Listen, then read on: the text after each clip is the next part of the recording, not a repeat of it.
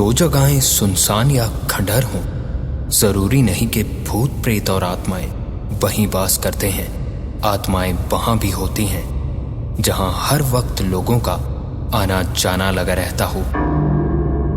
ये कहानी एक सच्ची घटना पर आधारित है, जिसे सुनने के बाद आप होटल रूम में जाने से पहले 100 बार सोचेंगे। नमस्कार, माय टाउन चैनल में आपका एक बार फिर स्वागत है।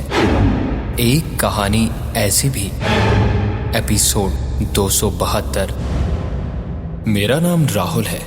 जून 2017 में मुझे अपने 5 महीने के सेमेस्टर इंटर्नशिप के लिए उत्तर प्रदेश आगरा जाना पड़ा। इस कहानी की शुरुआत एक होटल में एक छोटी सी घटना से हुई थी, जहां मैंने अपनी इंटर्नशिप शुरू की थी। ये होटल भी अन्य बड़े आलीशान होटलों के साथ फतेहाबाद रोड पर स्थित है। इसके अलावा वहां इंटर्नशिप करते हुए ये मेरा दूसरा महीना था और मैंने 1 जुलाई को होटल के हाउसकीपिंग डिपार्टमेंट में काम करना शुरू कर दिया था। मेरा हर दिन सुबह 7:30 बजे से शाम 4:30 बजे तक एक ही शिफ्ट में बीतता था, लेकिन उस दिन ज्यादा काम था और मेरे साथ उस शिफ्ट में 3 लोगों को छोड़कर बाकी सभी छुट्टी पर थे और कम लोगों के काम करने के कारण मुझे शाम 5:30 बजे तक शिफ्ट में रहने का निर्देश दिया गया था। मुझे होटल के तीसरे विंग की ऊपरी मंजिल पर सीनियर के साथ काम करने के लिए बोला गया। उस विंग के अंदरूनी हिस्से की बनावट ई आकार की थी। मुझे मेरे सीनियर ने उस मंजिल के आखिरी 3 कमरे को साफ करने का निर्देश दिया, जो कि स्वीट्स रूम थे। उनमें से एक प्रेसिडेंशियल स्वीट था। मैंने रूम के एंट्री डोर पर अपनी हाउसकीपिंग कार्ड के साथ एंटर किया। वो प्रेसिडेंशियल स्वीट उस होटल का सबसे बड़ा रूम था, पर उस कमरे में एंटर होते ही मुझे एक बड़ी ही अजीब मनहूसियत का एहसास होने लगा था। पर मैंने थकान का सोचकर इन सभी चीजों पर ज्यादा ध्यान नहीं दिया। सबसे बड़ा कमरा होने के साथ उस कमरे का लेआउट कुछ अलग ही था। थोड़ा अंदर जाने पे उसके दाहिनी ओर 2 बेडरूम की एंट्री थी और साथ ही वहां से पूरे रहने की जगह को देखा जा सकता था। बाएं तरफ मुड़ते ही डाइनिंग स्पेस भी था और मुझे सिर्फ कमरे की डस्टिंग और वैक्यूमिंग करनी थी। और जब मैंने अपना काम अभी शुरू किया ही था तो अचानक मुझे चक्कर और सांस लेने में तकलीफ महसूस होने लगी। मैं तुरंत ही अपनी कार्ड के पास भागा और बोतल से पानी का एक घूंट पिया और पानी पीकर जब मैंने पलट कर देखा तो लिविंग रूम में खिड़कियों के पर्दे हवा से उड़ रहे थे। बड़ी अजीब बात थी कि रूम में सभी दरवाजे और खिड़कियां पहले से ही बंद थे, तो ये हवा आखिर आ कहां से रही थी। यही देखने के लिए जैसे ही मैं आगे की तरफ बढ़ा तो मेरे सामने लगे आईने में जो भी मैंने देखा वो देखकर थोड़ी देर के लिए मेरे हाथ पैर कांप चुके थे, क्योंकि खिड़की की तरफ देखने पे अभी भी पर्दे हवा में हिल रहे थे और आईने में वो ही पर्दे बिल्कुल स्थिर हालत में थे। मैं आईने में पर्दों की तरफ देखते हुए इसी बारे में सोच रहा था कि तभी आईने में ऐसा दिखा मानो कोई भागता हुआ सामने से गया हो और उन्हीं पर्दों के बीच में खुद को छुपा लिया हो।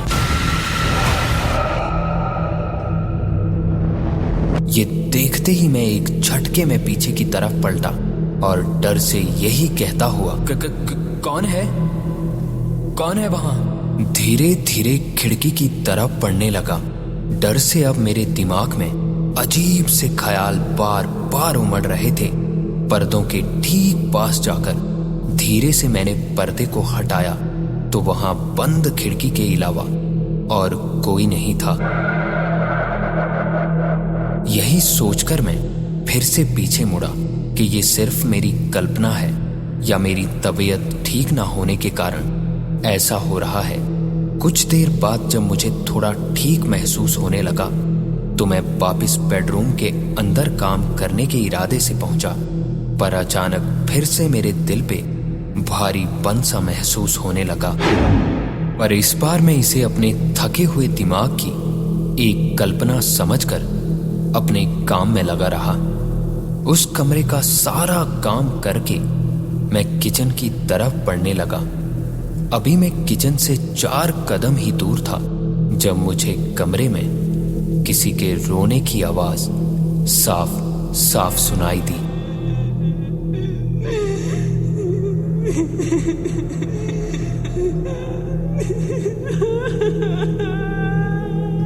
और जब मैं मुड़कर उस कमरे की तरफ जा पाता, एक बार फिर वो पूरा कमरा एक अजीब से सन्नाटे में डूब चुका था। ये जो भी मेरे साथ यहाँ हो रहा था, इन सभी घटनाओं पे यकीन कर पाना मेरे लिए काफी मुश्किल हो चुका था। एक बार फिर इन सभी घटनाओं को वहम मानकर मैं किचन के अंदर की तरफ बढ़ा और किचन में पहुंचते ही अचानक मुझे अजीब सी ठंडक महसूस होने लगी। ऐसा लग रहा था मानो मुझे अभी अभी फ्रिज में डालकर बंद कर दिया गया हो। मैं किचन में एक कोने में खड़ा था और यहाँ मुझे बहुत ही अजीब घुटन का एहसास होने लगा था। मैं कुछ भी नहीं समझ पा रहा था कि आखिर ये तबीयत खराब होने के कारण हो रहा था या कोई और ही बात थी। मैं किचन के भीतर सभी जगहों पर धूल झाड़ता रहा और हर तरफ घूमते हुए काम करता रहा। और अब मैंने अपने काम की गति और भी बढ़ा दी थी और किचन को साफ करने के बाद मैं दूसरे कमरे की तरफ बढ़ा। अभी मैं उस कमरे के दरवाजे पर पहुंचा ही था जब एक बार फिर वही किसी के रोने की आवाज मुझे एक बार फिर सुनाई दी।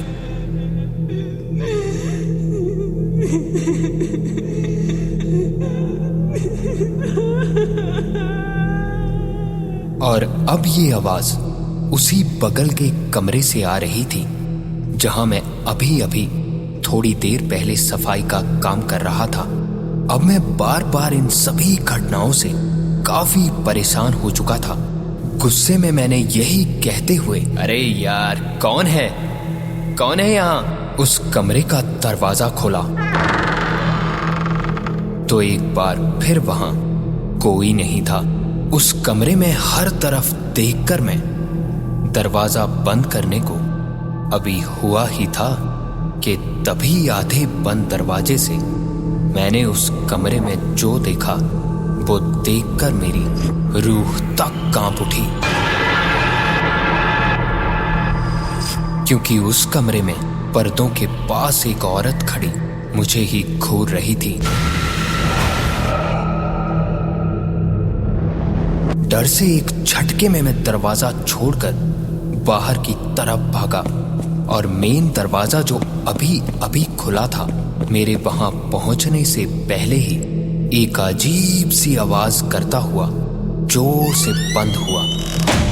और ये देखकर मेरा डर से पूरा बदन कांप रहा था। मैं बिना पीछे मुड़े जोर जोर से दरवाजा पीटने लगा कि तभी फिर से वही रोने की आवाज उसी कमरे से आने लगी। पर इस बार कुछ अलग था, क्योंकि अब वो रोने की आवाज धीरे धीरे बाहर की तरफ बढ़ रही थी। अब डर से मेरा बदन सूखे पत्ते की तरह कांपने लगा था।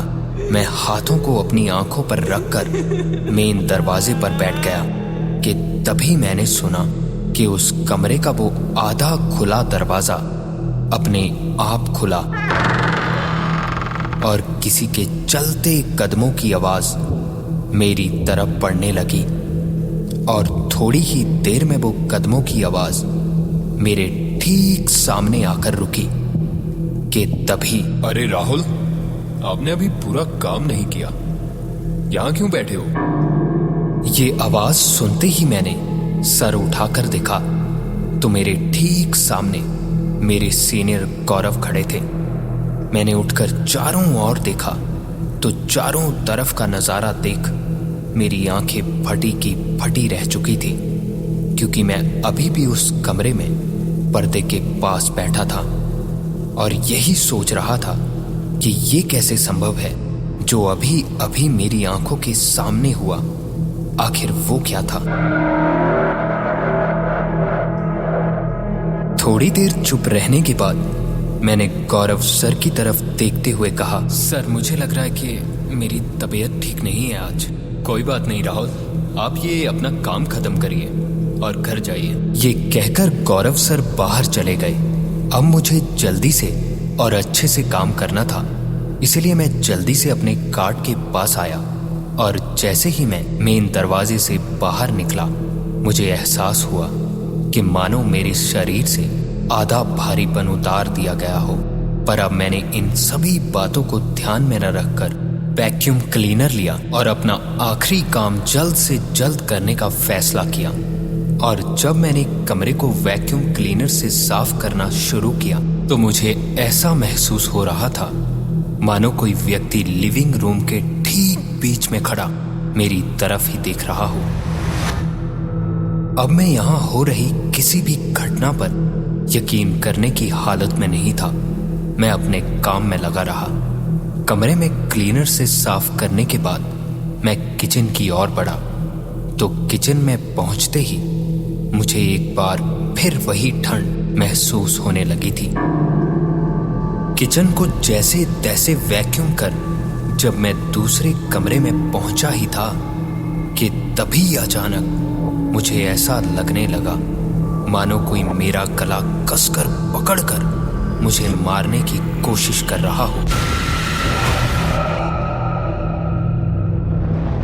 मेरी सांसें फूल रही थी और मैं जोर जोर से हाँफने लगा। तभी अचानक मुझे ऐसा महसूस होने लगा मानो कोई मेरे कंधे पे हाथ रखे मुझे नीचे गिराने की कोशिश कर रहा हो। मैं कुछ सोच पाता कि तभी मेरा हाउसकीपिंग सीनियर सुमित वहां पहुंचा और सुमित के पहुंचते ही मेरे साथ हो रही वो सब चीजें एकदम से रुक गई। सुमित को देखकर मैं इतनी राहत महसूस कर रहा था मानो कई जन्मों के बाद कोई इंसान दिखा हो। सुमित का मुझे चिंता में देखकर पूछना था, क्या हुआ राहुल, तुम ठीक तो हो ना? सुमित ने ऐसा पूछते ही जल्दी से मेरे हाथ से वैक्यूम क्लीनर लिया और बहुत ही ज्यादा तेजी से वैक्यूम किया। उसके बाद सुमित का एक बार फिर कहना था, राहुल कभी भी इस कमरे में अकेले मत आना। और ये सुनते ही मेरा कहना था, लेकिन वो गौरव सर ने कहा था कि सारा काम। मेरी बात अभी पूरी हुई भी नहीं थी जब सुमित ने आंखें बड़ी बड़ी करते हुए कहा, क्या बोल रहे हो राहुल? गौरव सर 3 दिन से छुट्टियों पर हैं, वो यहाँ कैसे दिखेंगे तुम्हें? ये सुनकर मेरे हाथ पैर मानो बर्फ की तरह ठंडे पड़ चुके थे। मैं कुछ भी समझ नहीं पा रहा था कि ये जो भी अभी तक यहाँ मेरे साथ हुआ था आखिर ये था क्या। बात करते करते ही बाहर निकलकर सुमित ने प्रेसिडेंशियल स्वीट का दरवाजा जल्दी से बंद कर दिया और इसके बाद हम हाउसकीपिंग पेंट्री जो कि ग्राउंड फ्लोर में थी वहां पहुंचे। तो वहां पहुंचते ही सुमित का पूछना था, क्या वहां कुछ हुआ या कुछ देखा तुमने राहुल? तो इस पे मैंने हाँ में सिर हिलाकर जवाब दिया। इसके बाद सुमित का बताना था, पिछले कुछ सालों में उस कमरे में कई घटनाएं हो चुकी हैं। बात 2009 की है जब अपने 2 बच्चों के साथ एक couple rotary table India club सम्मेलन में हिस्सा लेने आया था और उन्होंने उसी रूम में चेक इन किया था और शाम की कॉन्फ्रेंस डिनर में शामिल होने के बाद रात में अचानक पत्नी की हत्या कर दी गई।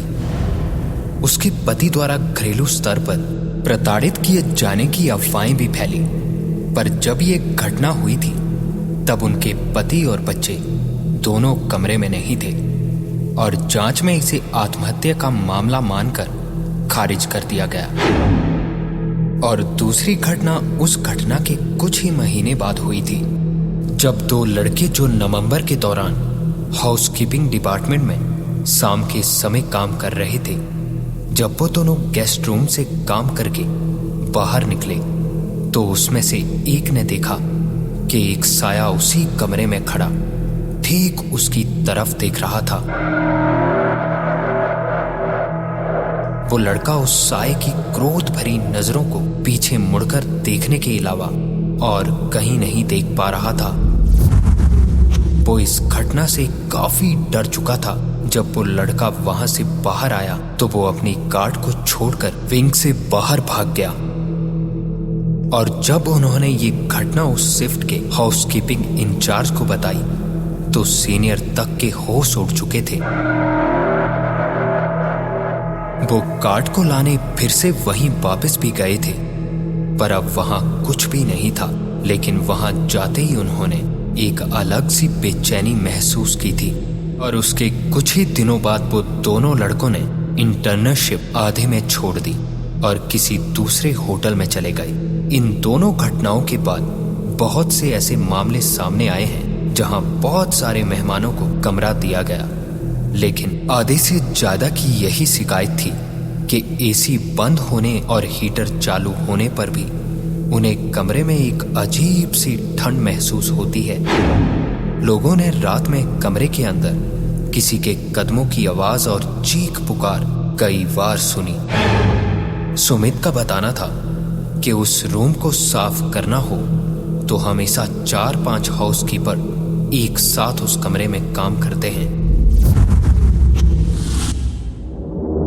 मुझे नहीं पता मैं इस बात पे यकीन करूं या नहीं, क्योंकि मैं आज भी इस घटना को अपनी थकान के कारण घटी घटना मानता हूं। लेकिन कौन जानता है, शायद वहां कुछ ऐसा था जो मुझे मारने की कोशिश करने वाला था, लेकिन मैं बच गया।